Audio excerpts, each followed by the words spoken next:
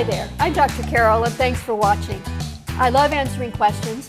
One of the most common questions I get is some variation of, how can I get my spouse to do what I want or need them to do?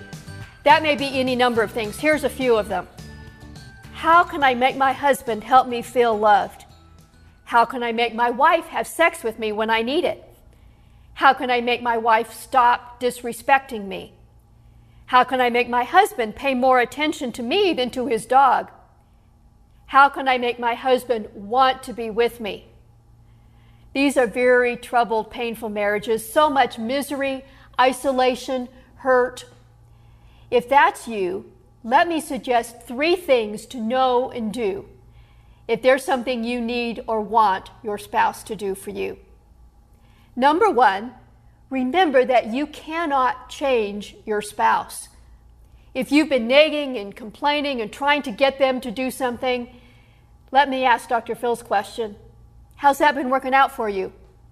Hopefully you've learned by now that your pressuring them will not change your spouse. But that doesn't mean that you're powerless. It doesn't mean that you don't have a lot of influence. You actually have a lot more power in your relationship than you probably realize. In my marriage, when Al and I married, he was smoking, he was very overweight, he was eating a very unhealthy diet. He changed all of that. He quit smoking, which was very tough.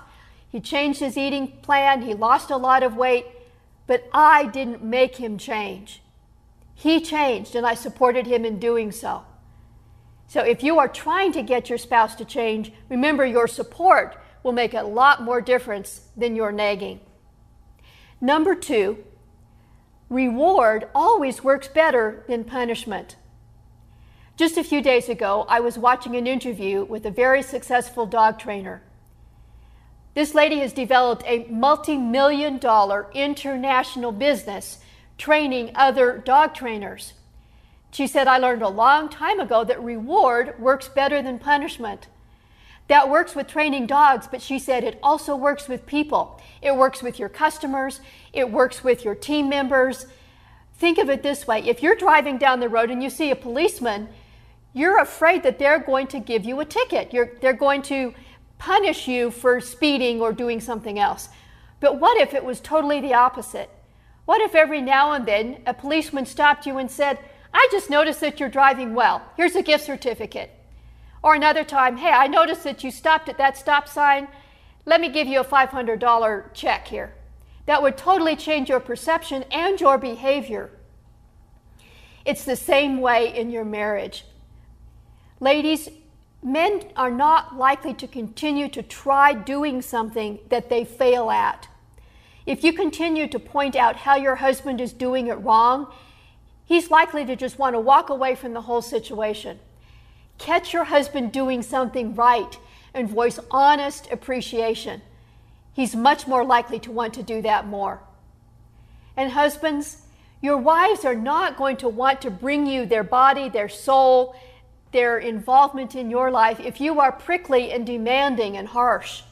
Both husbands and wives, if you want your spouse to come close to you, to understand you, to meet your needs and be loving, make your heart a safe place, an inviting place. Be the kind of person you would want to be close to, and your spouse will probably want to be close to you too, and meet your needs at the same time. Number 3, don't look to your spouse to meet the needs that they cannot fulfill. Yes, in a healthy marriage, both of you are likely to get many of your mutual needs met. But no human being can meet everything that you need, and God has built needs into our soul that only He can meet. So if there are empty, hungry, needy places in you, first of all, bring them to the Lord. Let Him fill, heal, and nurture those empty places. And second, learn to feed yourself. Find the other places that bring nourishment to your soul. There's God's Word, of course, always one of the best. There are other healthy places to find soul nourishment also. Spending time in nature, spending time with other healthy friends and healthy relationships. stimulating, encouraging, and inspiring media, books, podcasts, even television programs, things that lift your spirit, that nourish your soul. You're responsible to determine the kinds of things that nourish you, the kinds of nourishment that you need, and then taking that into your being. If you do that, you will have so much more to bring to your marriage. You will be more inviting, and you and your spouse can definitely come closer together. I'll continue to pray for you in your marriage. I'd love answering your question as well. If you have a question or comment that you'd like to send, just go to the Contact Us page on our website. I read every one personally. I'll respond, and I may just be able to answer your question in an upcoming video just like this.